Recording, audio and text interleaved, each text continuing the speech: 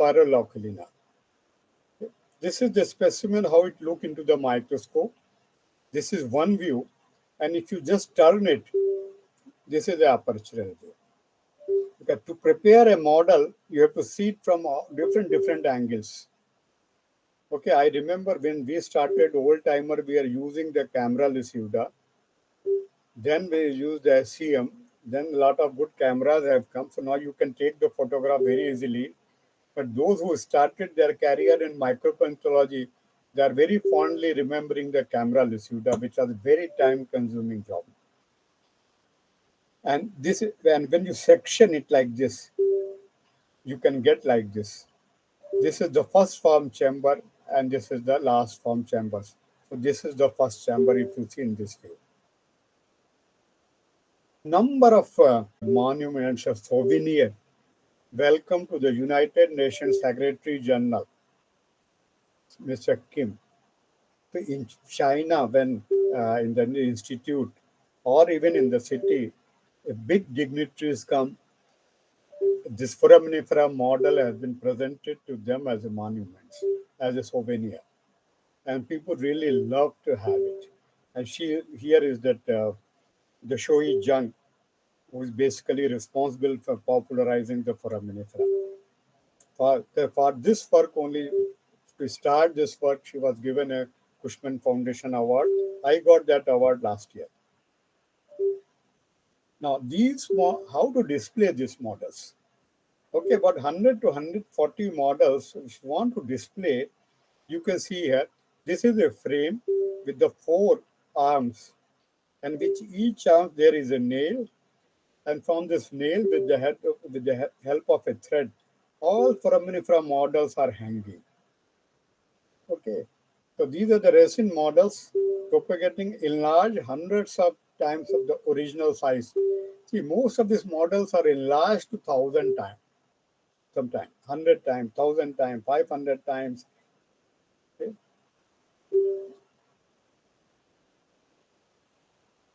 Now, these models have been put for the display at various events.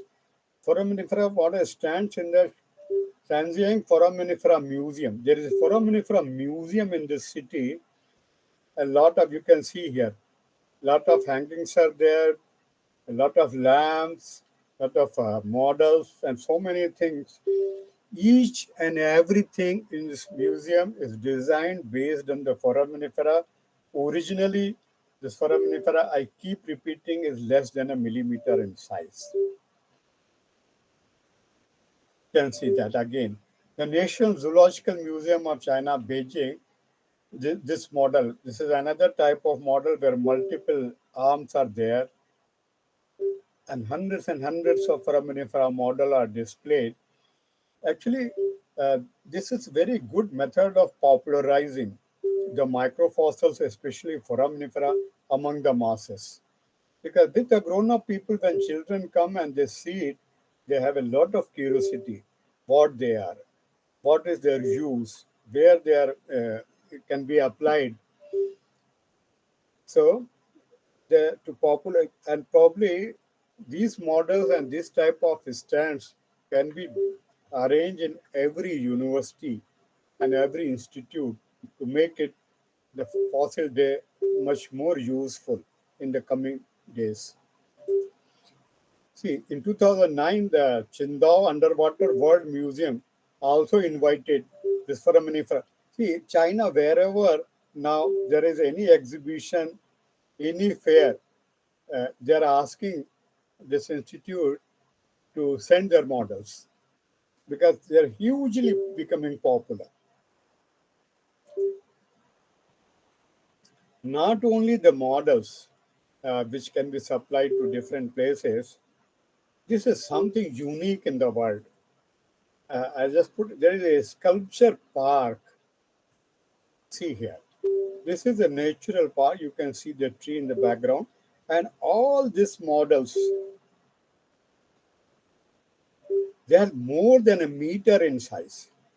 See how much enlargement and the carving and the efforts required. This This carving and these models, because they have to be kept in the open, in the rains and everything, most of them are carved into the granites. And this park became very popular, you can see here. Entire park has been created based on the designing from foraminifera. It is there, it is called the giant of the sea. See, the microfossils have been called as a giant because of their wide-ranging applications, as I already stated, where you can apply the foraminifera. So you can see that different models, beautiful models. See here.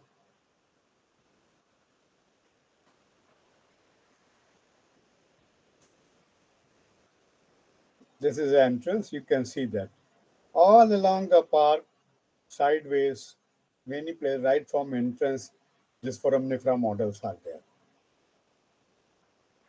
The Martin Buzas, who was the curator at the Smithsonian Institute, USA, last year only he died. Later, his daughter, also Pamela Buzas, also is a good micropaleontologist. She was the president of Cushman Foundation of Foraminifera last year. May Most of the well-known people in micropaleontology, especially foraminifera, especially going to China to see this foraminifera sculpture park. Okay, and everywhere with every model below that you can see the name of the species, how many time it is enlarged, where it is found in the sea, at what depth and climate. All the details are there for every model. So this is a Martin Bozas. I remember when I started my Excuse me, research, sir.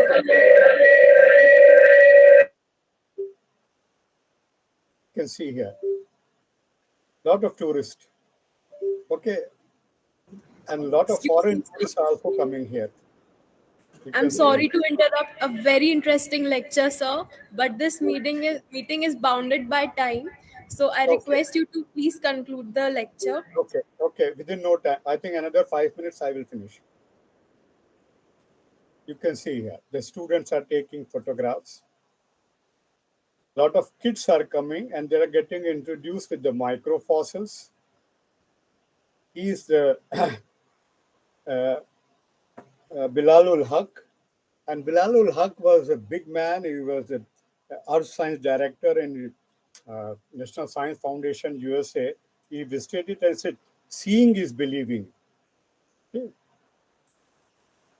You can see the children are going all around with their booklets because details are given, further details.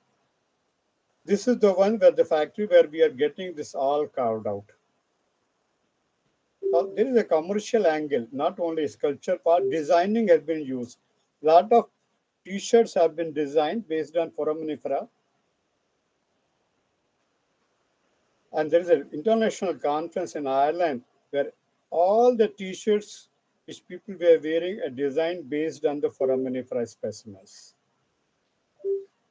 In the many of the malls in China, with these models, I don't remember the technical name for this, they have been putting with the foraminifera design. You can see here. And this is Pawlowski, who is the pioneer worker of using DNA studies of foraminifera, visited this park. Now, lot of lamps are designed based on the foraminifera design. You can see lot of lamps, and these designs have been taken away out of the ornamentation and designing of foraminifera. You can see the hanging lamps or the standing lamps. Same, this is Nonionella species. These are the bookmarks. These are the letter openers. You can see this is a foraminifera model into the metal. These are the key rings, which is with the foraminifera design into the acrylic bindings. These are the mobile chain holders. You can see the beautiful metal. This is in metals, the foraminifers. These are the pendles. It is used in the jewelry also. This is the original foraminifera specimen, and this is the section. Another panel based on this foraminifera design. This is This side forum and this side is the jewelry. It's a necklace. This is a necklace which is designed based on the foraminifera. Now, a lot of people are talking on the where the stalls are there foraminifera. And in one of the stall, just the children, they were trying to taste it. And we got another idea from it. And next time when they visited, we got the lollipop which are designed based on the foraminifera. You can see that. A hotel also has been designed, entire hotel has been designed based on foraminifera, where each room has been designed in a different way based on the shape of and size of the foraminifera. And not only that, in the restaurant when you go, the salad has been served, which is shaped and based on the design from the foraminifera. The institute itself, the wall of this institute, Ocean, you can see the agglutinated foraminifera. These are the nonions. These are the milioliths. See the level of popularity they are giving it to the microfossils. The entire institute wall has been designed in foraminifera. Now, a good beginning is made in India, not only in China, but see, at the NIO, we have put all these models at display in our lab. At the Sagar University, Ankit Jain has made an attempt to 3D printing of the foraminifera to the design. I think this is having a lot of scope to develop. At this, Dawood from our lab at NIO recently won a prize at TMC for designing based on foraminifera. All this miliolith foraminifera, he designed it. So, to popularize foraminifera among the children and among the young students, has already a beginning has been made. So, thank you. May the beauty of foraminifera endowed on them by the Mother Nature inspire all of you. Thank you. This is a just day before yesterday at Miramar Beach in Goa. We organized our International Fossil Day. We took a microscope. We invited the students from colleges and the University of the Geology. They went into the beach, collected sands, processed it, processed sample, they have seen it into the microscope in the field itself. And we have kept these models near microscope. Even the tourists in that area are also thronging it. So this is the way I think the future fossil day would like to be celebrated. Don't just arrange simply a lecture online or in the lab or in the university. Take them to the site, the student, and show them how beautiful are the microfossils and what you can do based on that. Thank you very much. I think I finished within my time, 30 minutes. Thank you. Thank you, sir, for such interesting lecture. I would like to give present an information. The participants in this meeting are above 1,000, because of which they could not join the meeting.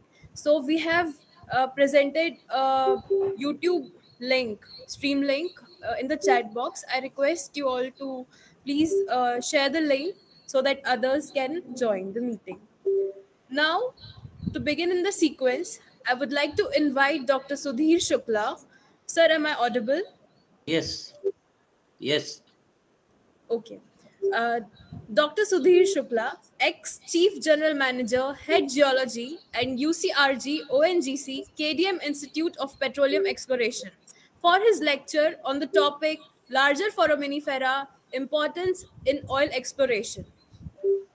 He has superannuated after 36 years' experience in ONGC in the field of biostratigraphy, lab studies, hydrocarbon exploration, and management at different locations. He has worked as head geology and unconventional resources groups, KDMI domain expert in geology, Oil India Limited, advisor, academic and industrial. He has obtained his MSc degree from Lucknow and PhD from IIT Roorkee, MBA, Independent Geoscience Consultant. Working Vice President, Paleontological Society of India, member Editorial Board, Gondwana Geological Society, Nagpur.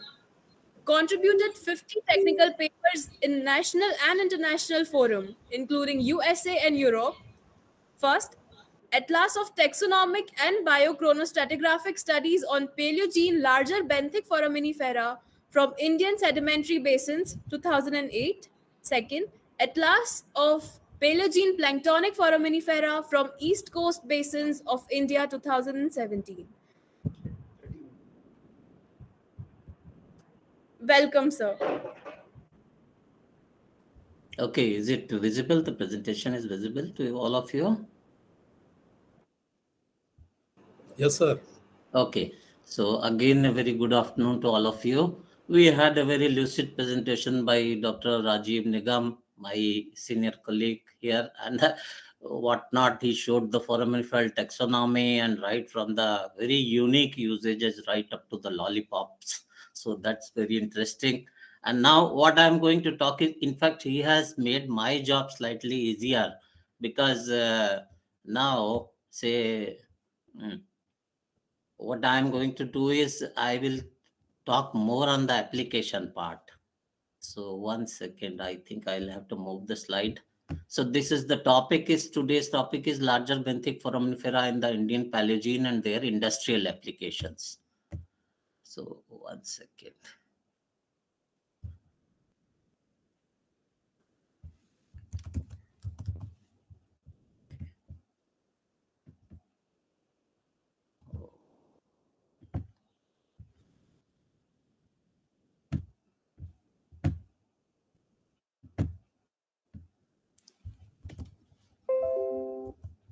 Yes.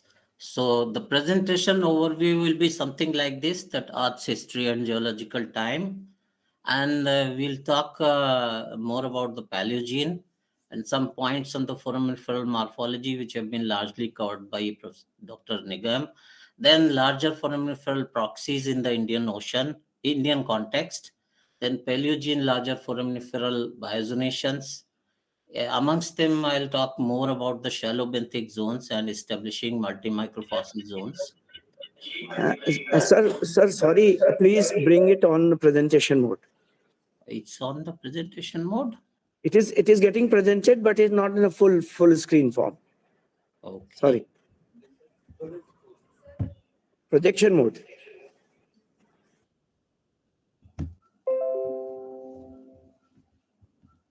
Actually, this is PDF I am presenting. So It's okay then. this is the PDF because of the size. This PDF takes lesser size, so that's why I am presenting it. So is it visible to you, all of you? This is visible. Okay. Okay. So this one is just a reminder to you that how our Earth's history has taken shape with different periods, different ages, and every period consisting of some specialized fossils and so on. Their records, they help in erecting the stratigraphy. And if we divide our this Earth's time into a 1 hour clock, then we'll know that the modern man is it's 59.59.9 minutes only or seconds only, and whereas the Earth's origin is the inferred life origin is at 9.18. So a lot of information which is available in the sediments that has been worked out by the modern man by his wisdom. So now this is, of course, I can escape because the fossils, everybody knows, it's the remains of animals and plants naturally preserved in the rocks through geological time. In industry, what we are using is animal fossils in the realm of micropaleontology, and vertebrate fossils also we make use of there, plus some invertebrate fossils also. The domain of the plant fossils, that is comes under the palynology, which will be spoken by Dr. Mukund Sharma now. To just begin with, the paleontology was started by Blainville and von Waldesheim in 1834. It's about micropaleontology. If we go, that is 7 decades old. It's a distinct branch of geology. And Herodotus was first in the 5th century, who called the coin fossils stone lentice to nummulitis from the Egyptian pyramids in Giza. These particularly nummulitis, they are the larger benthic foraminifera from the Paleogene, and they are bigger in size, rather much more bigger than the 1 millimeter which Dr. Nigam was mentioning. And in fact, the most of the micropaleontology was boosted by the petroleum exploration, oil and gas exploration world over. And all the oil companies, big oil companies, they were really supporting the research on the micropaleontology. This is, I think, most of our geology students, they know that international chronostratigraphic charts are there. They keep on revising every year, and the different GSSPs, stages, boundaries, everything gets revised, and we follow. And every stage, every chronostratigraphic level is corresponding to some fossil group or some fossil genera. Now, we will concentrate mostly on the Paleogene system. The Paleogene is a lower part of the Phanerozoic, Cenozoic era. And then Paleogene is why it is important, because it provides you a lot of larger foraminifera studies in India.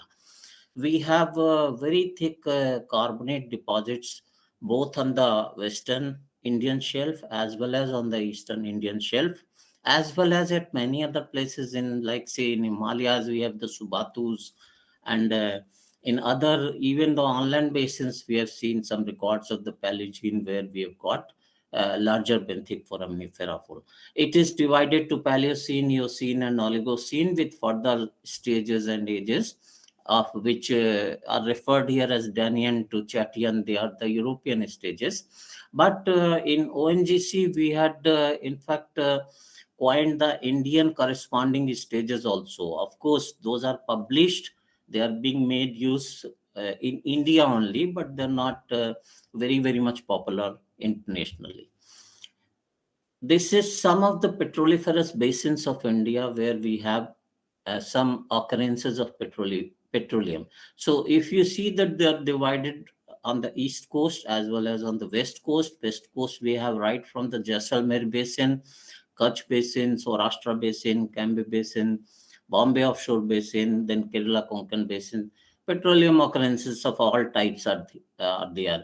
Here we get oil and gas as well as condensates, and so many products are derived from all these crude oils. If we go on the Himalayan belt, then we have petroleum occurrences in the sub-Himalayan belt as well as in the Ganga basin. Now, of course, here also in the central part of in this Vindhyan basins also, and Ganga basin also. But the major provinces of petroleum are in Upper Assam, in Bengal basin offshore, in Mahanadi, as well as Krishna, Godavari, and Kaveri basins.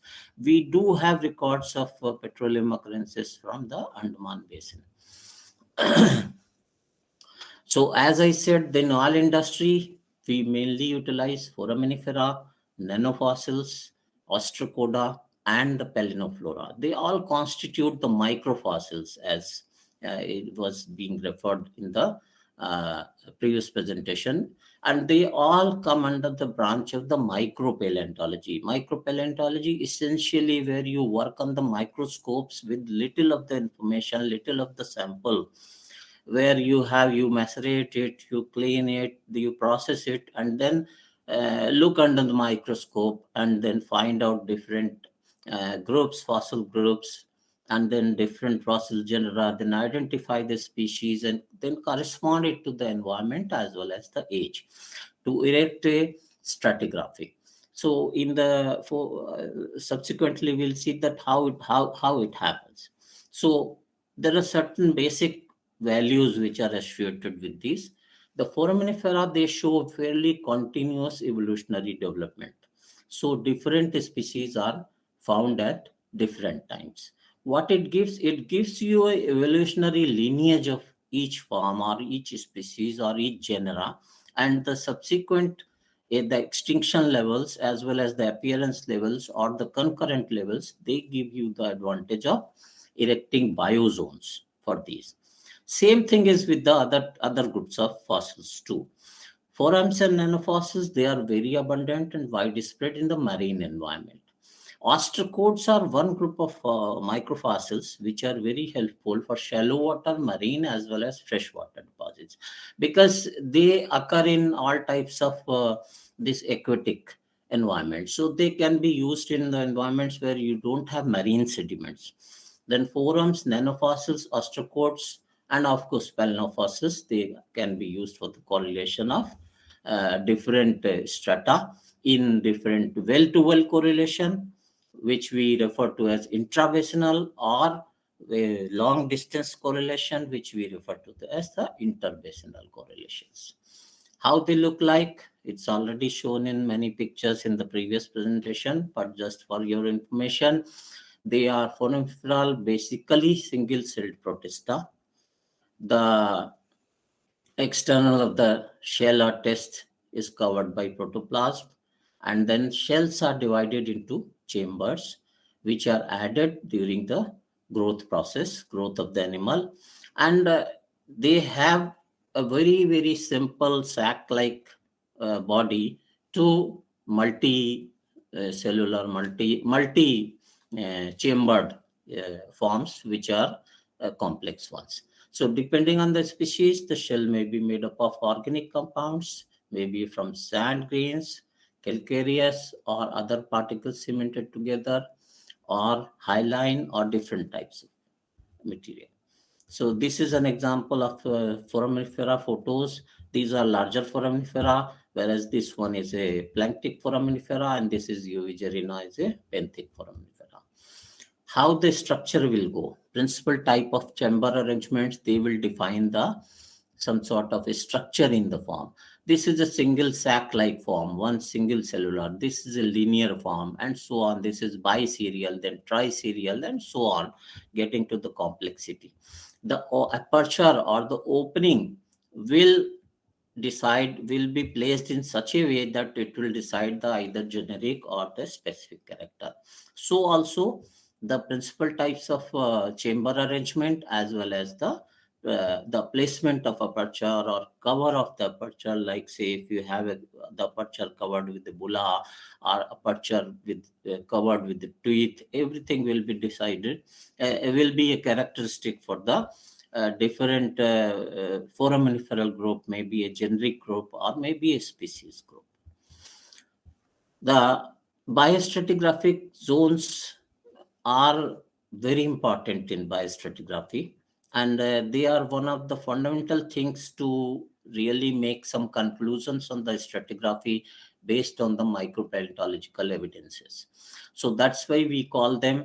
And there could be different types of biostratigraphic zones, and they can be erected by a total taxon range, means this is the start of the or the birth of the taxon A, and this is the death of the taxon A. So the total lifespan can be referred to as the taxon A range zone. And then there could be concurrent range zones, there could be interval zones, there could be assemblage zones where more than 2 taxa, 3 taxa that can be mixed, and there can be opal zones, acme zones where the peak occurrence is important, and then lineage zones, then same way other types of dextral coiling, random coiling, and same types of. So all these zonations are the different zones. Why they are being done? They are being made, or they are being found out only to uh, shorten the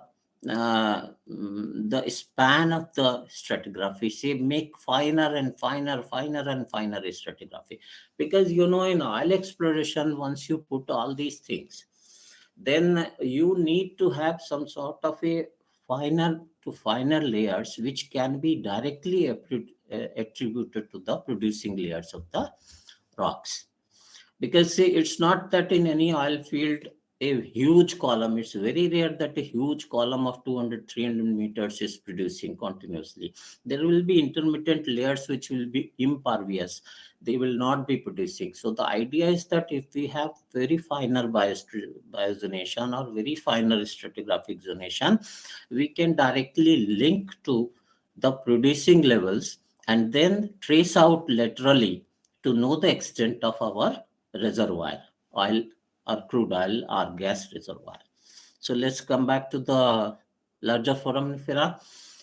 Larger foraminifera, particularly nummulitis, is very important in Paleogene because it's almost like contemporary to the Paleogene stratigraphy. We have very good records all over in the Paleogene carbonates in India, in Paris Basin, in all other parts of wherever we have the carbonate uh, sediments in the Paleogene.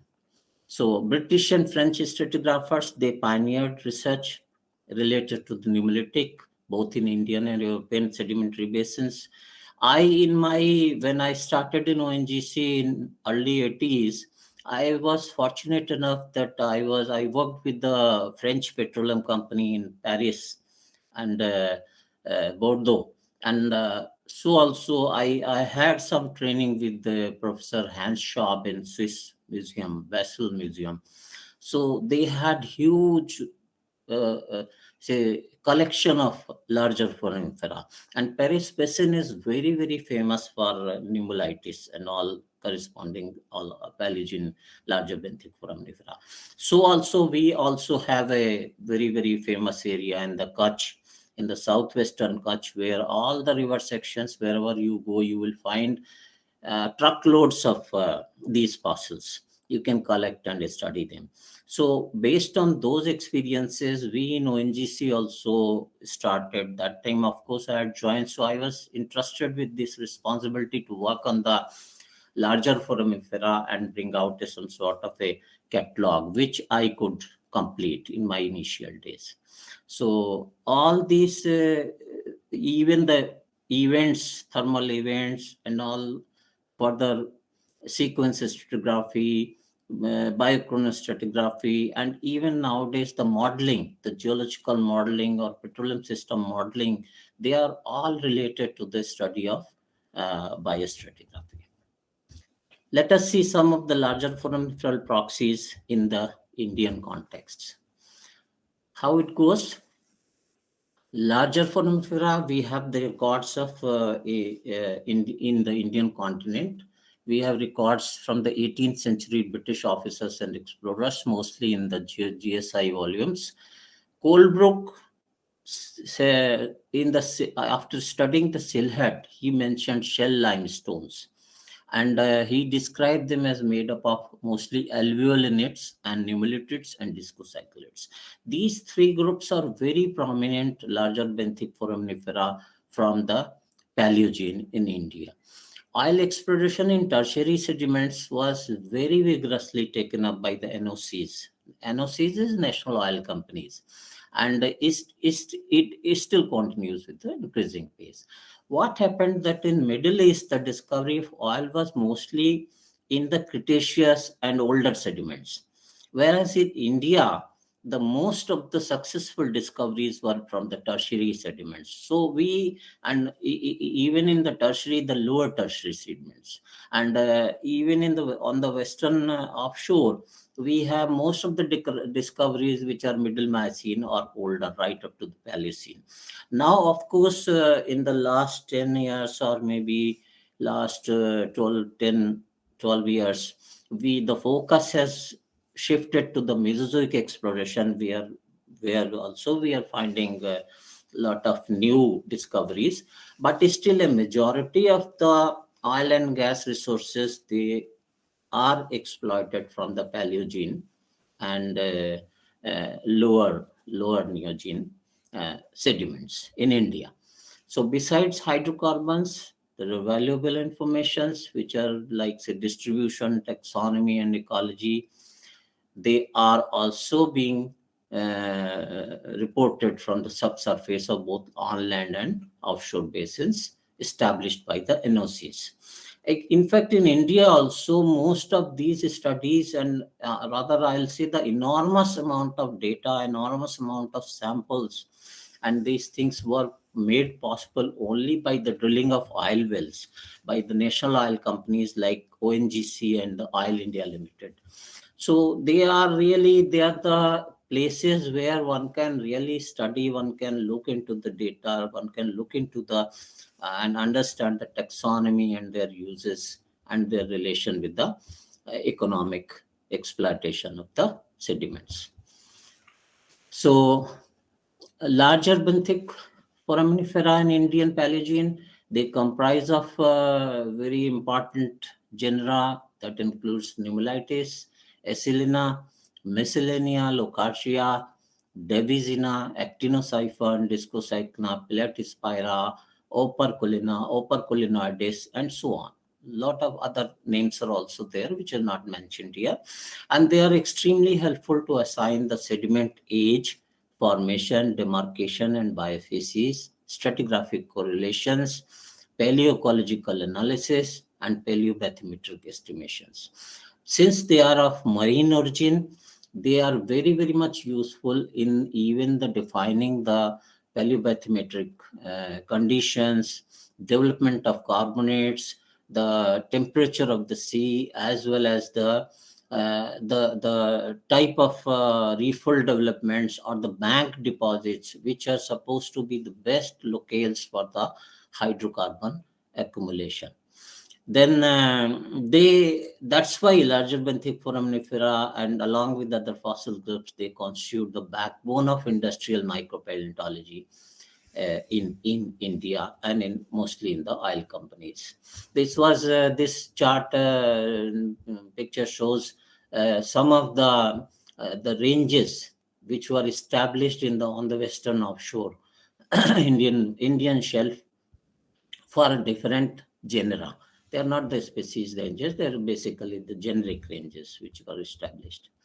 This is an example or the photo of some of the larger benthic foraminifera. One thing is very important in the study of larger benthic foraminifera is that you just cannot study them in external view only. You must cut them. You must make oriented sections. Oriented sections are so important, the equatorial section as well as the axial section. This is an example of equatorial section. They are all equatorial section, and then this is an example of the axial section. How this is also an axial section. So how it helps?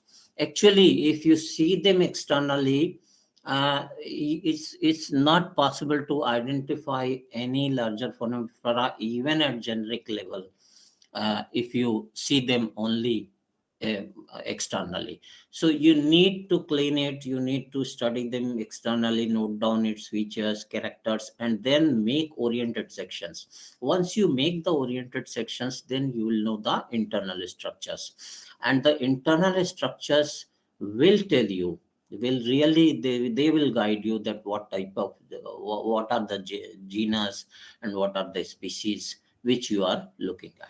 So, and there's so many groups with internal structures are different. So these are called planispiral. This is of course planispiral, but with the sub chambers are, these chambers are further divided into chamberlets and so on. The complexities goes on. The one very fundamental rule is there that after the KT boundary, in India it starts only with the very, very simple type of larger forams. With they're supposed to have originated from rotolid like ancestors. So they have simple trochospiral shells. But as you go up in the evolutionary lineage, they get complex and bigger in size, much. There are so much rock forming elements in the larger foraminifera that entire rocks, they are made up of these very large foraminifera. One more very important aspect of the study of larger benthic foraminifera is that you must study them biometrically. And for different groups, different types of parameters are to be established. I have listed out some parameters which are very useful, such as diameter, thickness, number of septal filaments to diameter, number of walls to diameter, height and width of chamber, proloculus deuterocon size, number of chambers per quarter wall to total number of walls, height of the spire and number of walls. Height of the spire, it gives you the rate of opening of the spire, and so on. For each group, there will be either some of these, or maybe you can devise some more parameters which can be biometrically controlled, and then on the basis of those information, those data. And this data is also not for one or two specimens. This data has to be really tabulated and then concluded, averaged out and concluded for hundreds or 200s of specimens. Then only you can reach some standard in the larger foraminifera. So let's see how they are related to the biozones in India. The LBFs, we have the earliest records in South Shillong Shelf, which is associated with the P3, P4 boundary. That is the Shalabanthic Zone 2 during the late Paleocene, and it's dated around, say, 59 MA plus minus 1 MA. Then tertiary larger foraminifera in true sense are not seen below this level. That is this 59 MA plus minus 1. Then the larger foraminifera appearance events on the shelf is spontaneous in all basins in P4-5 boundaries. All basins means the basins, some 18 basins which I showed you the diagram. Many are on the eastern side and many are on the western side. So this event P4, P5 boundary is the one level where we see the LBF appearance is very spontaneous, and then the growth is also spontaneous. And it is related to the increase in the carbonate precipitation in the sediments on both our shells. This spot includes the genera like Snimolitis, Operculina, Discocyclina, Dictyoconidis, Alveolina, Acylina, Lochartia, and many more. So during Paleocene, what happens? In early Paleocene, which is equivalent to the Danian stage in the Europe, that is equivalent to the Meghalayan stage in India, and that is equivalent to the P1 and P2, and is equivalent to the SBZ1. Why I say all these things? Because say now in industry, what we were doing, we were trying to narrow down to the stage level, and not only stage level, we were trying to correlate it with the multi-microfossil zones. So we will try to correlate it to the even the planktic zones, to the nanofossil zones, to the dinoflagellate zones, to any other pollen spore zone or any other useful diatom zone or anything. So that is why the concept was that to utilize all types of different groups of foraminifera and put them in one scheme of correlation. This will help out that wherever you have one particular form or one particular group absent, even then with the help of other groups, you can really very precisely date your sediments. This is the idea. So this particular, the lowest level, what we have seen in Indian Paleocene is the Lephatina. This is the form Lephatina, which is occurring in Meghalaya and those areas. And it's not very precisely, it cannot be really called as true larger forum. But once we go to the early part of the late Paleocene, that is equivalent to the Sealandian, that is the Mosmian in an Indian scale, and equivalent to P3 and P4A, equivalent to SBZ2. And then this has the first development of true larger foraminifera of the group of Miscellanea sp and Lochartia akbari, Disticoplex, and Rotulid millilid association of Gour. Then latter part of late Paleocene, where we have the Thanasian, equivalent to Upper Mosmian, P4B, part of P5, equivalent to SBZ 345. This has several genera and species. You must understand that right from the P1, P2 level or the SBZ1 level, once it goes up, evolution takes place. The spurt in larger benthic foraminifera is there. And this spurt is actually very useful and very helpful in really defining a very precise and finer biostratigraphy, which is actually makes larger foraminifera very important in the oil exploration of the shallow water carbonates and other sediments, clastic finer, siliciclastic sediments. So similarly, once we go to the highest Paleocene and Earliocene level, then there is a little difference in the large urban thick foramiferal diversity from below, and we have the addition of certain forms like Arbutulitis and Succeria to the close of the Paleocene-Eocene boundary. Then there is a form Heterostegena Riodia Davis 1927. This is a form which is in fact related to the Rani Kutla pneumonitis, and this also was reported from the Pakistan as well as some part of the Western India.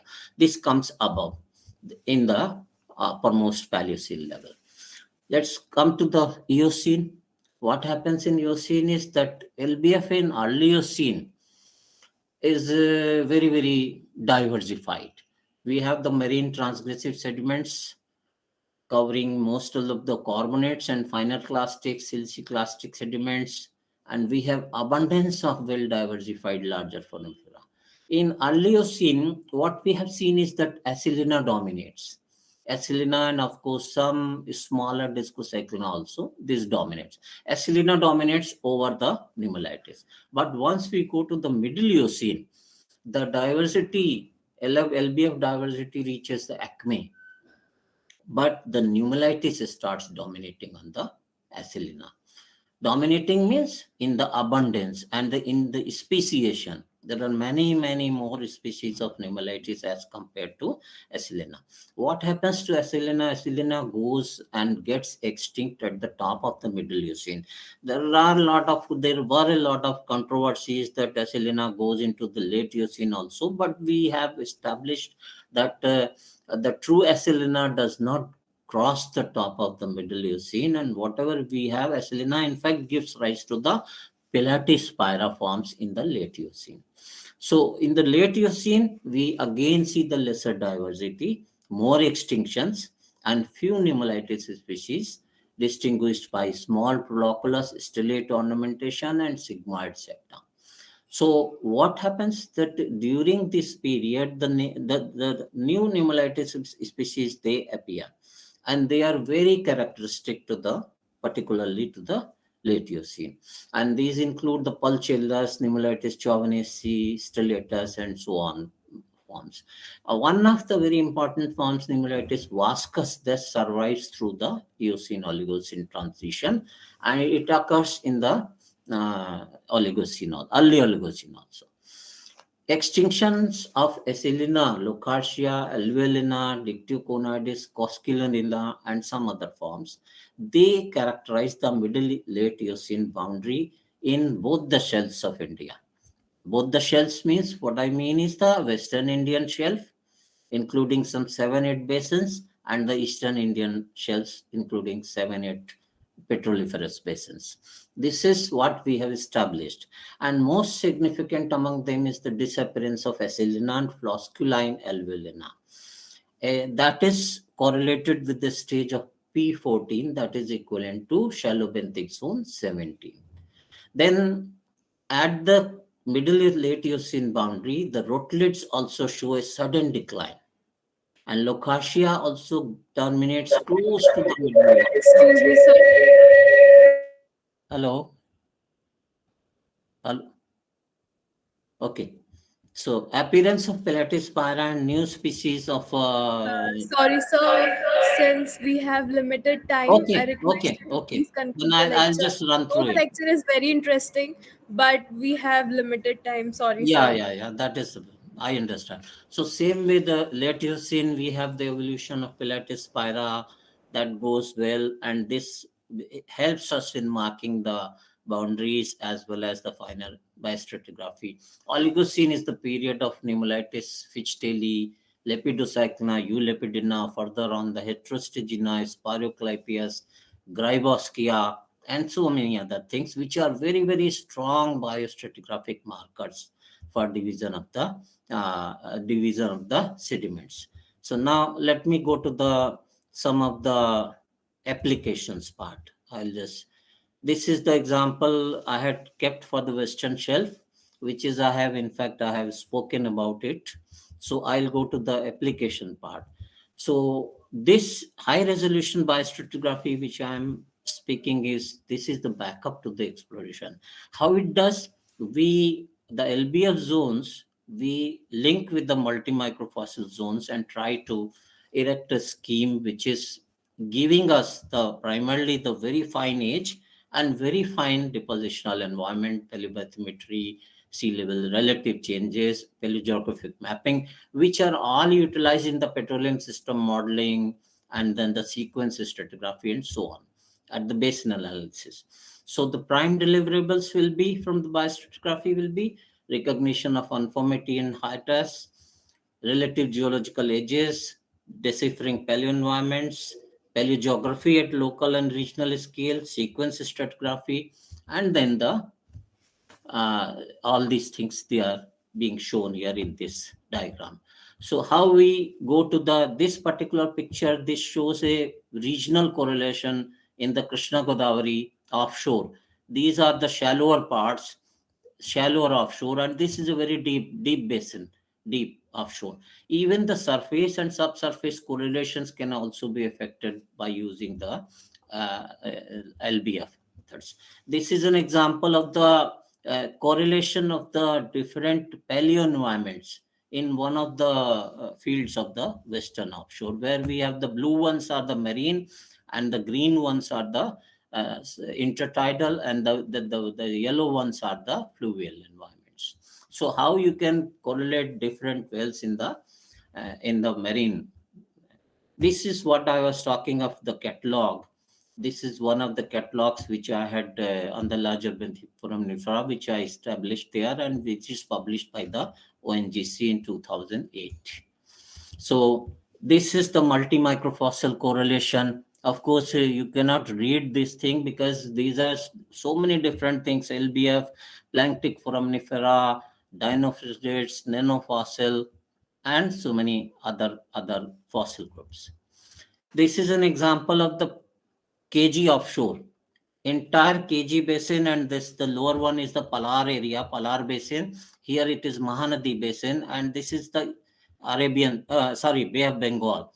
So you are seeing at the top of the Upper Cretaceous how the paleogeography was there. This was prepared by us in ONGC utilizing the larger benthic foraminifera as well as other forms. This is another correlation which we use, the well to well correlation at a very great regional scale, where we know the different formations, how they are going, and accordingly we know which are the oil bearing formations, gas bearing formations, where to exploit, where to go laterally. So all these things, biostratigraphy plays a very important role in these things. This is an environmental correlation for the same area, which helps you to know whether source rock will be mature or whether source rock will be immature in the area. And this is another example of the biophases distribution on the western shelf. Here you're seeing the Bombay, and this is the whole western coast. So it's all very regional level studies where you can utilize, you can collate all data and then make very, very big regional pictures showing the biophases distribution in the larger biophases distribution. Thank you very much. I'm sorry this topic is very vast, but I could not cover it in 30 minutes. Thank you very much. Thank you, sir, for a very lucid lecture. It was really helpful to understand the larger foraminifera. Thank you again.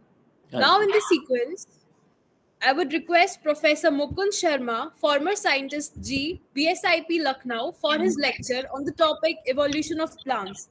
Am I audible, sir? Yes. Okay.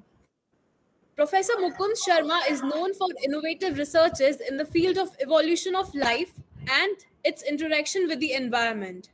He has integrated physical, environmental, and biological perspectives to understand the history of a planet and the life it supports. He has carried out original and creative research on systematics, taxonomy, and biogeography of life forms. His contribution expanded knowledge of bacterial, eukaryotic, plant, and animal evolution.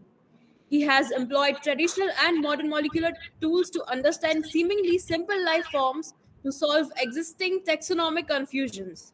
Although the Precambrian fossils are often poorly preserved, but he drew meaningful information by studying the causes and processes of their degradation and reducing the age of the sediments. He is instrumental in establishing a new discipline of astrobiology in the country.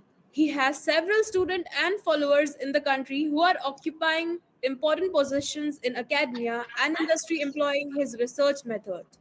Dr. Sharma is the recipient of many awards and fellowships in his career.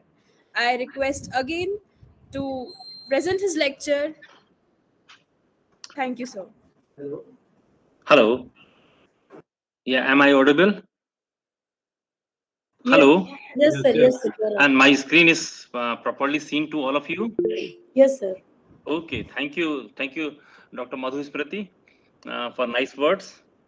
And my two previous speakers were very excellent in their presentation, and they have aroused a lot of interest among the common students, the undergraduate students, the common people also. As you mentioned that I have been working on Precambrian, so for the last almost 40 years, I have dedicated my life on the Precambrian life. But the invitation given by Dr. Professor Kathal was to me to talk about the evolution of plants. And I think one aspect has been dealt by Dr. Nigam, where he has shown that how small animals could be very beautiful. And now I will be taking to you a journey where I will show that how the plants are very important. We all are mesmerized by their beauty, the fragrance, and the colors, everything. But they all came very late in the Earth history. So all the journey starts in the Precambrian that I will be showing you. Before starting, I would like to show you a small international chronostratigraphic chart, which is very common and it is every year it is revised. I understand that the 2023 chart is also revised, but if you see that there are the four columns shown here. This the first right hand side column shows the Precambrian part where the Archean and Proterozoic are shown. Although these are encompass around 3,500 million year time period. Dr. Sharma, your slides are not visible. Presentation is not visible. Why so? Yes, I am also not able to see. You please share the presentation. Yeah, You yeah, have to share the presentation. yeah. I have shared the presentation. This is entire. Okay.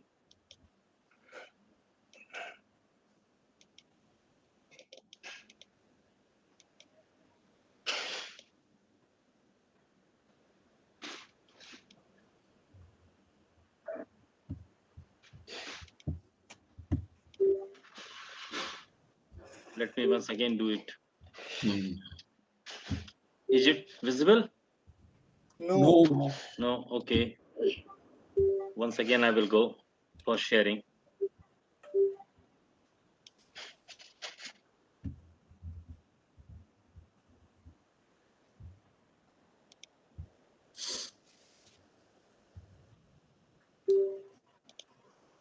Is it visible now? Yeah, now it is done. Okay. Yes, So now it has come. Yes, visible.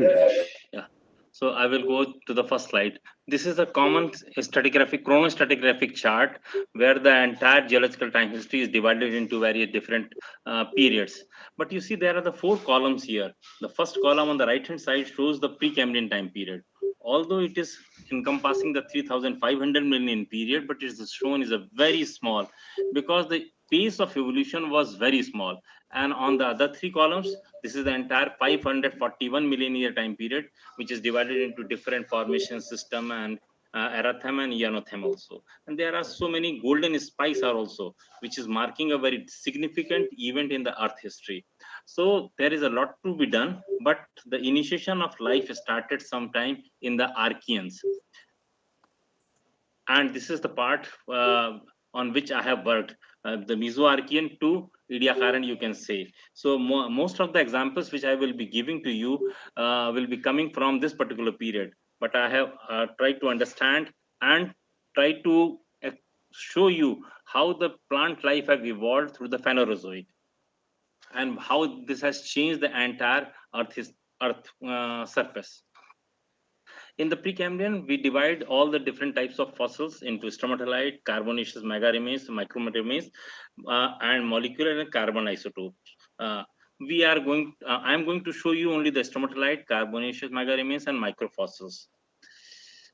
Since this is the evolution of plants, the topic of my lecture is, so every time we all invoke Darwin, and what did he say in his book? In his book, he mentioned, when he was propounding the theory of evolution, he mentioned that if the theory of evolution be true, it is indisputable that before the lowest Cambrian stratum was deposited, the world swarmed with the living creatures, because he have found lots of trilobite in the Cambrian strata, and below that there are several strata were available where no fossils were present or not known at that time. So he was surprising that although I am propounding a theory of evolution, I am suddenly giving all the people that you look here, this is the trilobite advanced form is available there. So where is the initial forms are there? So he said that the case at present must be remain inexplicable and may be truly urged as a valid argument against the views here entertained. So he was very candid in admitting that theory of evolution, although I am propounding the theory, but it is not very sound in 1859 when he wrote this particular book. What are the issues in exploring the early life? So I have enumerated some of them here. To record early evidence of life, deciphering the signatures, how early life we will recognize, because they were not having the skeleton in them. They were very, very minute, as Dr. Nigam has said, Dr. Shukla has said, that all these structures are very, very small. They were talking about some millimeter, or I am talking about even less than 4 or 5 micron size specimens. So the life started like that. And to trace the antiquity of archaebacteria, methanogens, cyanobacteria, eukaryotes, metaphytes, and metazoa. But I will be dealing only with plants, so related with archaebacteria, methanogens, cyanobacteria, and eukaryotes. These are there are so many opportunities available because India is fortunate enough to have Archean and Proterozoic sediments. In many part of the world, these rocks are not available. So whosoever wants to study the evolution or early life, they will have to come or look for these rocks. And many of the people from throughout the world come to India to study the early life. So how was the Archean life? You see here, these are some of the early cyanobacteria. And these cyanobacteria have made such certain structures which is very common, and they are found in Archean as well as in Proterozoic. Since this the Sagar students must be very well placed, if they go little bit of their university's eastern side, they will find there are so many stromatolites are present there. So these are the Archean stromatolite found in the normally in the Dharwar craton as well as in the Singhbhumi craton. What are these structures are from Dharwar craton and different cyst belts. You see, these are the structures made by cyanobacteria. This is also cyanobacterial structure. In many of these cases, they are the columnar forms, but there are certain branching forms. So as the complexity increases in anything, that is means the evolution is taking place. But the successful candidates are those who are very simple, as the cyanobacteria, which evolved sometime around 3,500 million year. And even today, if you go to the pond and take a drop of water and study under the microscope, you will find the cyanobacteria are there. So they are the most successful organism, although they are the very simple form. But since we all are evolved, and now from this particular cyanobacteria, we all came into an existence through the evolution. So this type of Archean stromatolites branching pattern is also showing the evolutionary nature of cyanobacteria. These are the structures made by cyanobacteria. You see, these are the complex structures present in the Archeans. These are all Archean stromatolite from different parts. This particular is from the Pilbara in South Africa, and this is from the Indian Archean successions. This is from the Singhbhumi area where I have recorded stromatolite from the Mesoarchean iron ore group. These are the structures. You see, these are the cyanobacterial structures recorded from the Dharwar Craton, which is the age is 3,000 million year. And the older forms were recorded from Varavunagarum in Australia. They are very, very faint. You see how difficult these were to study under the thin sections. And these are also present in the thin section from the Archean of Dharwar Craton. These are the structures. We have named them as the Formidella sandorense, Formidella tenui. These are the two names given. Now, since as we advance, quite often we use the 3 or 4 terms, and I am certain that even in the undergraduate level, the student must be aware that what is the weather, what is the climate, what is the atmosphere, because these all are frequently used in the context of geology also. So I'm skipping it because of the time. So, how was the Archean environment? Earth began as a hot and cool to point where liquid water was present. Until unless the water is there, no evolutionary chemistry can take place. So, when the hot Earth cooled, then there was some water present. Then the temperature also dropped, and the greenhouse gases were there present. And then the oceanic crust sequestered CO2 into the mantle. A recent discovery shows that the 4.3 geo rocks near Hudson Bay may have formed during the warm greenhouse. Alkali rocks were there. So these are some of the things from the for the advanced students. How was the Proterozoic life? Proterozoic starts at the 2,500 million year. So from the starting from 4,000 million years to 2,500 million year time period is known as the Archean. So I have shown you some of these earliest structures. They were the only cyanobacteria. Methanogens have been inferred. They have not been seen. Archaebacteria have been inferred. They have not been seen in the thin section. But the cyanobacteria distinctly have been seen in the thin section, and their product that is known as the stromatolite, they have been documented from the 13 different regions of the world, and in from 3 regions of India they have been documented. So out of 13, the 3 in India. Now the coming to the Proterozoic. In Proterozoic the life became a little bit complex, and it shows the advancement in its nature, the complexity also. As you know that the some earliest cells were prokaryotic. They were not having any nucleus. Nucleus is that body which in stores the information and pass on to the next generation. It is the controlling factor of the brain of any cell, that what is it has to perform and how it has to go in the life. So the earliest eukaryotes are recorded from only the 3 places, and that one is in China, one is in Australia, and the third is in India in the Chitrakoot district of Uttar Pradesh part. There are the two sections of the Chitrakoot. One is in the Satna district, and one is in the UP district. So from there is a section of the lower Semri group in which we have found in the thin sections of these eukaryotic forms. You see, and we have demonstrated, and now it at present it is considered as the world's oldest eukaryotic remain. You see, we have studied and the complexity, we have shown the processes available, and the central mass, it is here there, which is representing possibly the nucleus, because we do not find the DNA and RNA. So we see that this is a condensation of the nucleoplasm. So we consider it as a nucleus part. So, and eukaryotic cells are almost larger in size in comparison to the prokaryotic cells. So these structures which we have documented from Chitrakoot are larger in size. You see, on these basis we have studied the macerated material also, thin sections also. We have done the SEM studies. All these things show that these structures are indisputably eukaryotic forms. So if you see, this is a larger in size. They have the presence of vesicles, variation in vesicle wall structures. It has the flexibility. It is a thick wall thickness. Medial splitting is also seen. Medial splitting is one of the characteristic feature of eukaryotic forms. And then the medial splitting, and then the nucleoplasm in the vesicle, and nucleus is in the vesicle wall. So all on the basis of all these features, the Simri group succession exposed in Chitrakoot district is showing you the eukaryotes, and it is definitely the oldest. You see here, these are the other reports. So where they would stand and where we are standing, the Indian successions are standing. So Indian successions are starting from 16 more than 650 million year old succession, and the other forms are from Australia and China. So this is the oldest eukaryotic fossil from India, and not only in India, but it is from the world also. Then there are the stromatolites. The lots of variety of stromatolite is present in the Proterozoic. You see, this is the Sonbhadra district. They are various names have been given. So I'm not going in the detail of name, how and why they are given so such names.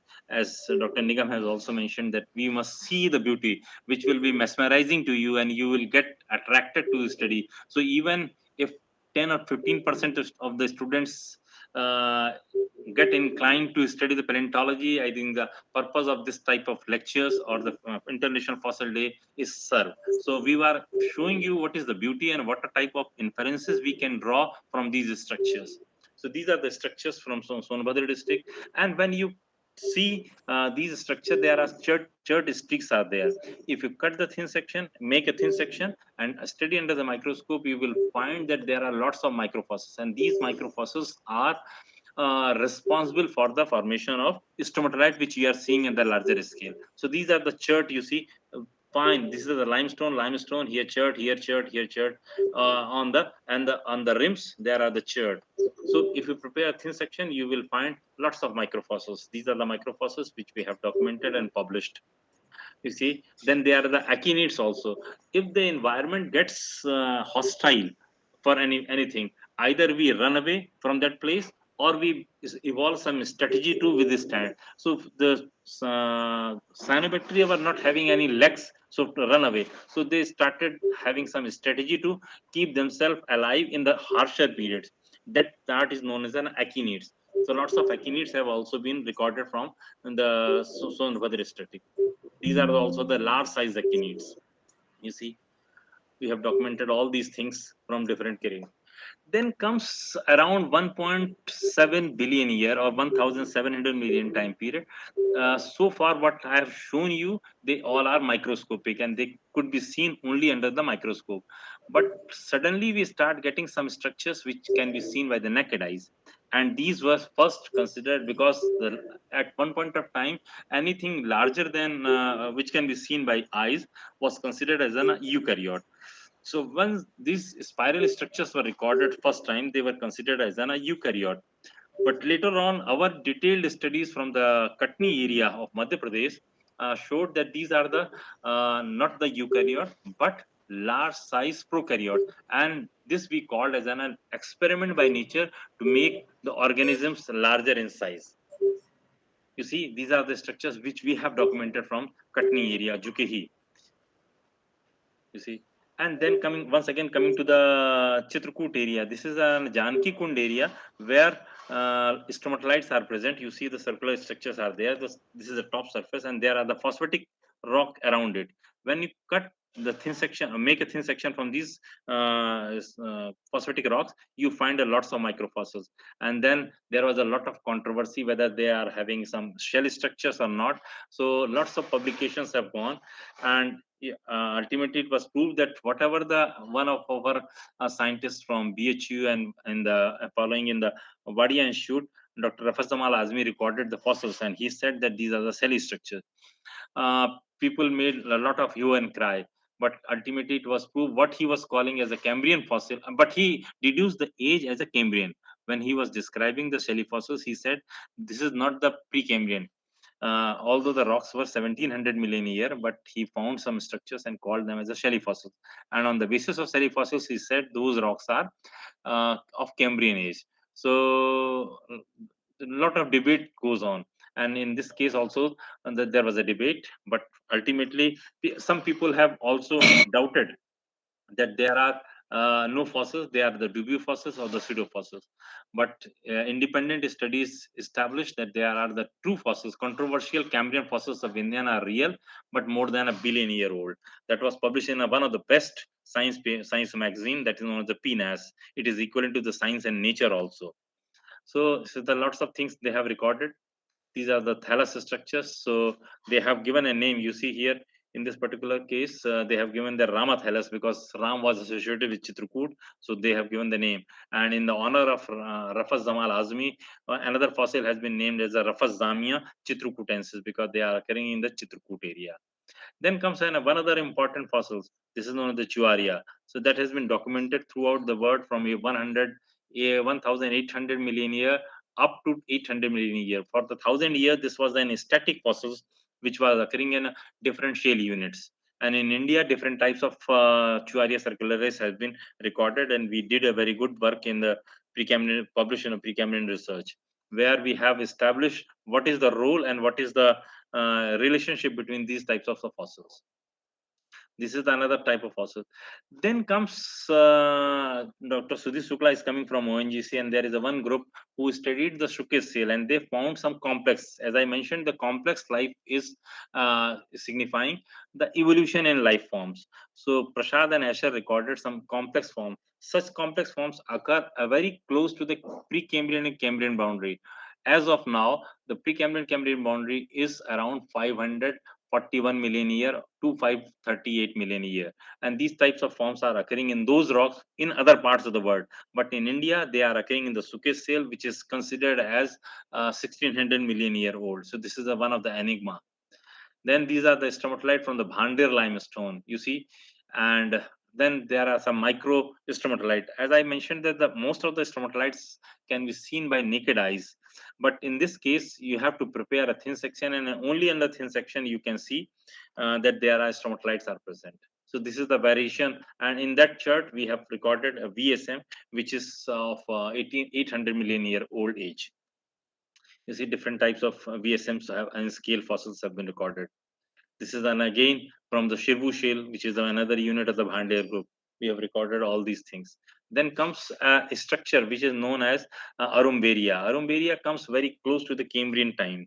So Cambrian is a time which is known as a sudden burst of complex forms. So that is known as a big explosion of complex forms. So before that, in sedimentary structure is found that is known as a Arumberia banksai, which is made by some organic remains, but it is an organo-sedimentary structure rather than organic in itself.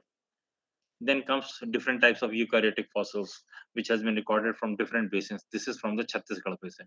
Here you see they have the processes also. The processes are used for different purposes. From this has been documented from Chhattisgarh supergroup, and this shows that they have the complexity, not only the processes, but at the tip they have some flagellar structures also. Then comes a distinct Auricuella. Uh, a living fossil, you can say that here they are the circular helically coiled fossils, and today we get a helically coiled fossils is known as spirulina. Spirulina is nowadays is used in a food item as a food item also. So this started occurring in the geological history around Precambrian Cambrian boundary, that is on 541 million year. So this is the one of the things you see lots of things are occurring. And in the proterozoic successions, we have a fossils of cyanobacteria that are very well preserved. You see, these are the all very well preserved microbes. Then striated, as I mentioned, the complexity is one thing which is manifested in advanced forms. So now not only the processes, but their striations are also, lots of striations are present. And when we get striations on the acritarch, then we say yes, we are getting a distinct eukaryotic forms, and names have been given. This is from the Bhima basin in South India. This is the from the different areas of India, Tavaiya and Chavaria we call it. Now, coming to so far what I have shown you is that they are all the single cells. Until unless as you students, you are sitting in the classroom, and if teacher is not there, then you start talking. So what happens then when the cells were there, but there was no communication between them? So if you have to evolve, and you have to evolve, then you have to communicate with each cell. So when communication started, then this type of strings were present there. So these strings is explained as now the cells have started joining each other, and they are transmitting information from one cell to the another cell. That is on a level of evolution. You see the lots of communication has started within the cell and outside cell also. So these are the complex structures. And now coming to the weed structures. Weed is also a very complex fossils occurring in the sea. So we are getting the some evidence of weed structure from the Chhattisgarh area. See, this is from the China. People have documented these types of weeds also from there. Now you see, as I mentioned in earlier, the complex forms is undoubtedly show your advancement or the evolution, but the simplest forms are most successful. And you see here I am showing you the modern cyanobacteria, and this is a 800 million year old fossil cyanobacteria. How similar they are, you see. This is the modern cyanobacteria which are occurring today in the water, and anyone can see. And this is the fossil cyanobacteria. This is the coccoid modern glucapsa, and this is the fossil glucapsa. You can see this is the Antophysalis. Here we call is the Antophysalis or fossil Antophysalis. Then this is now the not only the changes that are taking place in biology, but in the atmosphere also, or environment also, and oxygen has come up in the atmosphere, and that is now trying to affect the biological organisms. So far the life was just in the sea. So how it came on the earth, and that has green, that is not a greening of earth, you can say. The early land plants, for early land plant, what you need, because at that time in the sea they were all surrounded by water, but if it has to come on the earth, then it has to have some mechanism where with it can withstand the harsh conditions, and it can transport the organic matter, like the water and nutrients. Hello. From earth to the plants. So fossil evidence indicate that the plants were at land at around 470 million year, and we have fossilized spores and tissues extracted from 450 million year old rocks. So where they have originated, they originated from charophytes, bryophyte, ferns, or other spore dispersed plants. These are the four theories at present for the evolution of land plants. You see, these are the different types of algae and the beets. And here comes into play the mitosis and meiosis, the role of gametophyte and sporophyte for the land plants. And these are the evidences, and this is known as the Cooksonia, which has been recorded from England. You see different types of this is a model here, and this is the fossil structure, and these are the models here. You see how well. And now this is a tetrad. They have the spores which are in four in number, always in four in number. So they are known the tetrad. If we get these fossils, then we say that yes, we are in evolved form and in the Cambrian. Nowhere in the world these types of fossils and the spores have been found in the Precambrian succession. So wherever we are getting these type of fossils and spores, we call it as a Cambrian succession. There are various names have been given. So, and then the people or artists have prepared what types of fossil forest were there.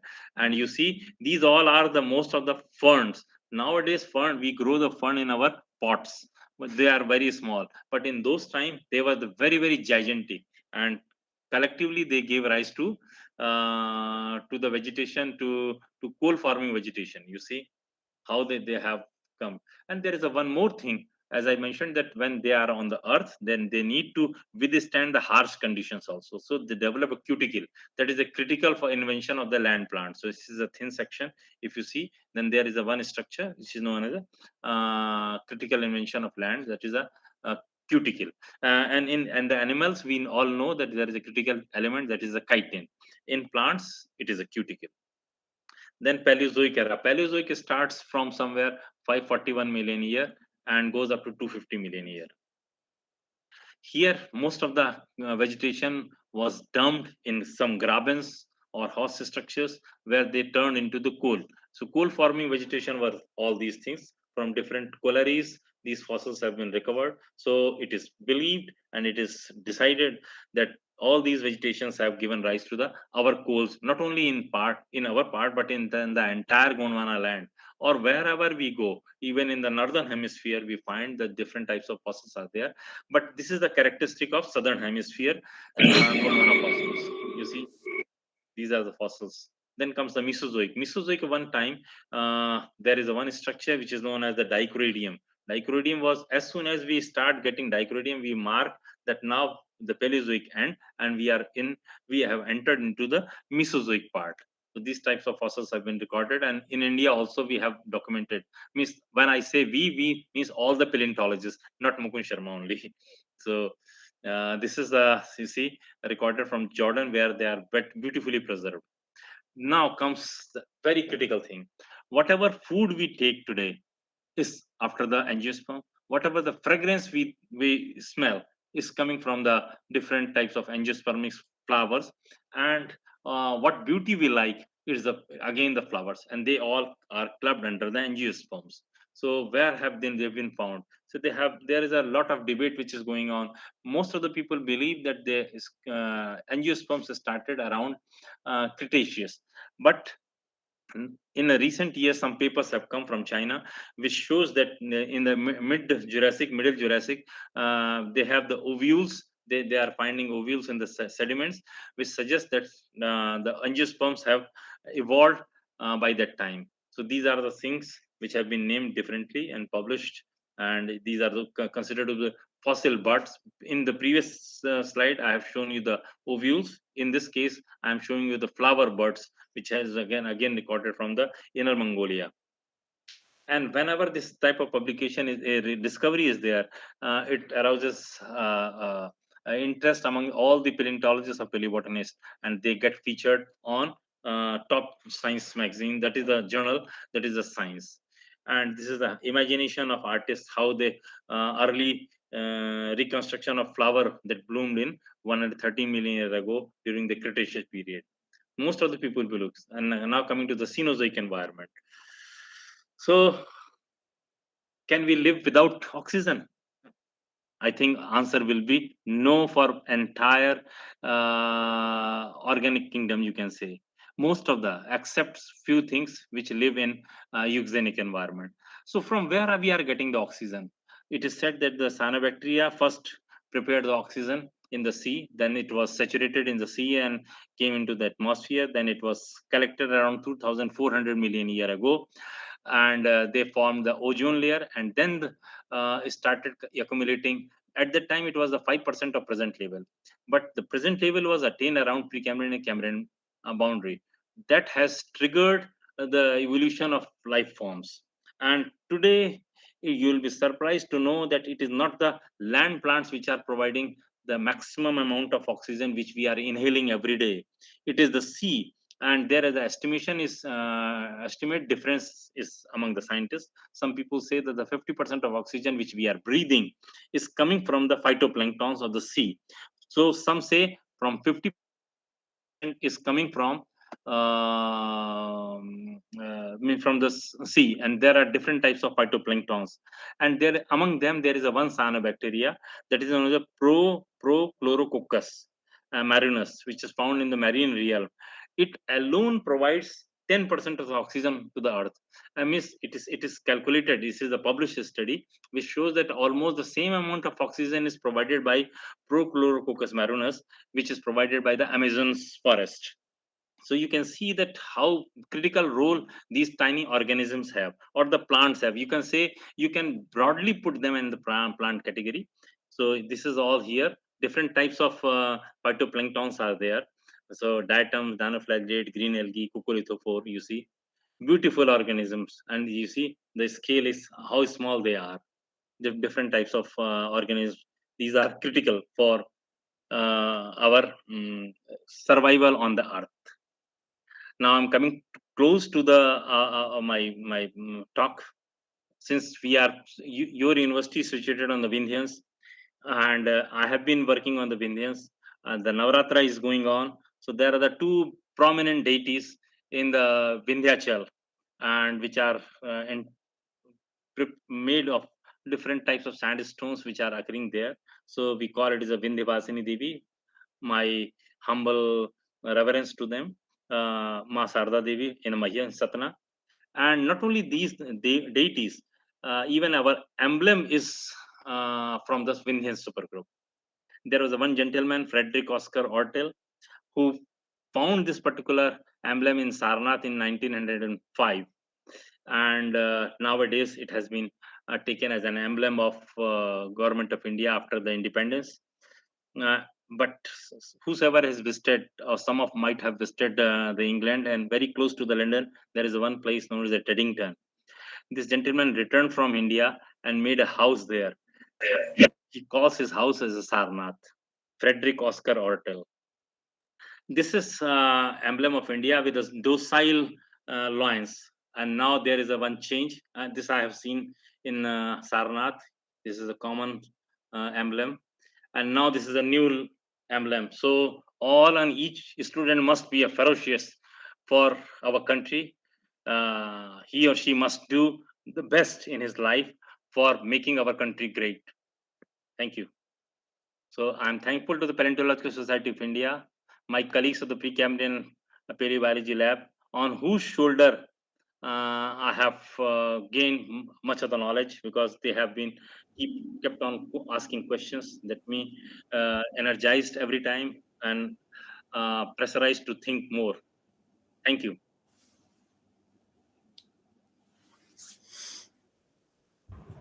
Thank you so much, sir, for such an informative lecture on the evolution of plants and all the interesting facts that you mentioned. Now, I would like to request Professor Ajay Kumar Rai, sir, Uh, convener. can there be anybody asking some questions, students? Until unless they are just Sir, whatever questions will be there, okay, the okay, participants of this meeting will be okay. putting it in the comment section, sir. Okay, well, friends, a very good morning, good evening to everybody. Sorry. Uh, Today, I am really delighted to be part of this wonderful event. And also, on behalf of the organizing committee, uh, I take this opportunity to extend the vote of thanks. So, first of all, I would like to thank all the respected speakers for sparing their valuable time to be with us on this occasion.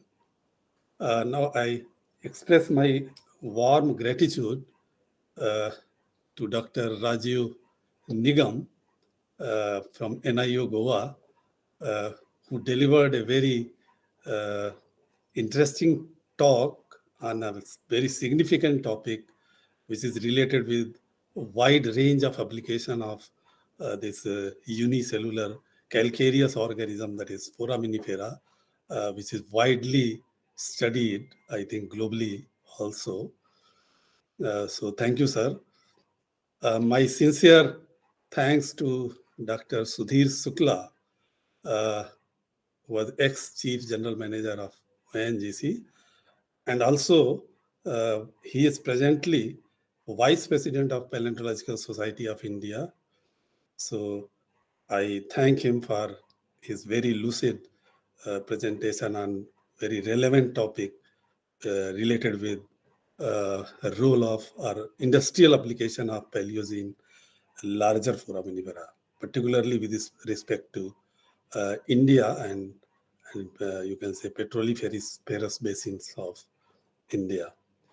Uh, I also would like to thank Dr. Mukund Sharma, the former senior scientist in Birbal Sahni Institute of Paleosciences, Lucknow, who is also a good friend of mine, who very efficiently discussed about many details of how the plants evolved through time, particularly through geological time, in very lucid and simple language.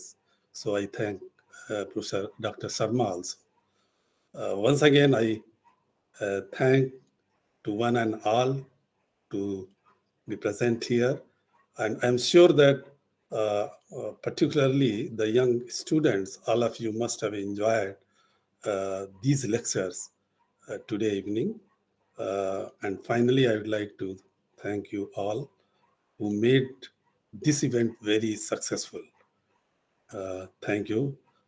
And now it's over to Professor Kathal for next session. Thank you. Thank you so much, sir. With this, we come to the end of the first part of our program. For the second part, we have a quiz organized and it will start in a few minutes. The link for the quiz will be shared in the chat box of the meet as well as in the email ID of the participants. So as soon as the quiz starts, we will be giving you an hour of time within which you have to fill up the entire form which is given, which is the quiz. And after 1 hour, the responses will be closed and no further response would be taken. So I would request everyone to wait for 2 minutes and we shall be sharing the link of the quiz at the earliest. Thank you. Can I move out? because I have some other engagement. So I'm really thankful to all the speakers. I mean, on behalf of the organizing committee, and it was a very nice and very kind of within time schedule because we had two events to be organized, and I'm looking forward for participation of the students. So thank you from my side. All speakers may now delink. Okay, Okay, thank you. thank you. Thank you.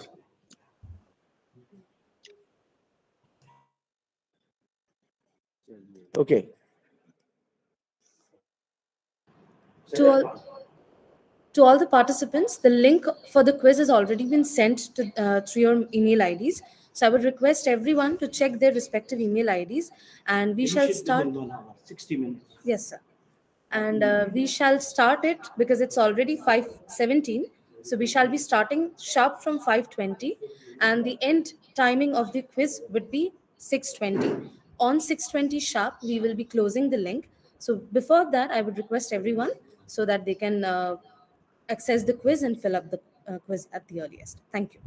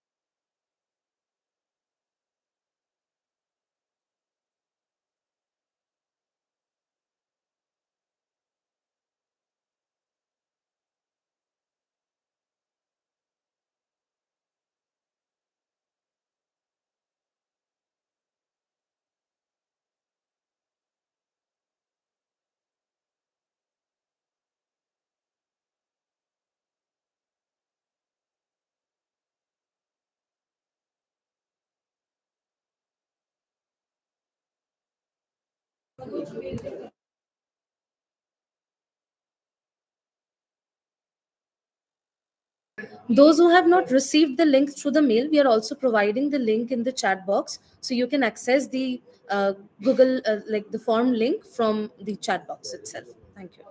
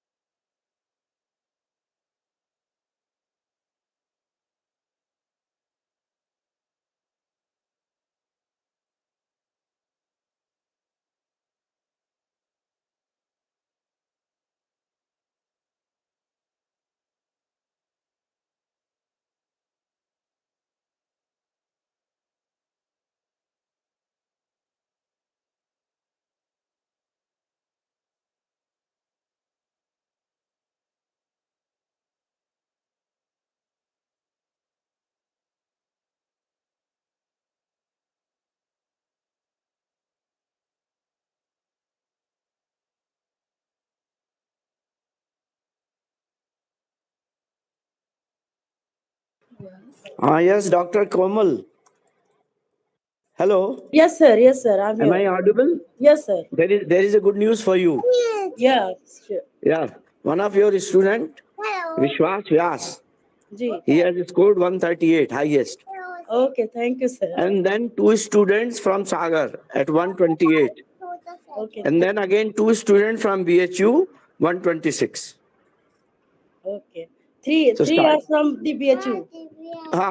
Second position is shared by two Sagar student. Third Yes. position is shared by two BHU student. And Yes. first position by BHU student. Yeah, three are from BHU. It's Three are from BHU, two are from okay. Sagar. Thank you, sir. Thank you, sir. Okay, so we are announcing it right here, as well as we are putting it on the कहाँ आ रहा है chat box में डाल रहे हैं. Okay, thank you, sir. And Sure. those who have won, they will be informed by the mail. Okay. And all the participants will get the participation certificates? Participation, they will get the participation of in the first part. Second part, nobody will give you participation certificate in quiz. Okay. But What do you winners, think? winners will get the that certificate, I think. Certificate, these people will get the certificate first, Okay. second, third. Okay, thank you, sir. Okay, all right, all the best. क्यों तुम आके साथ में बैठे हो? Hello? Hello? Hello? I asked.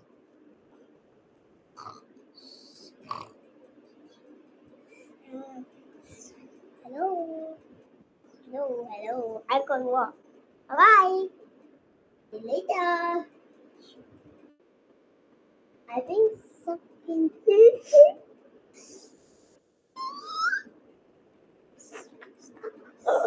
Oopsie, sorry, mommy. Mama, बेटा Mama, start your papa. हाँ?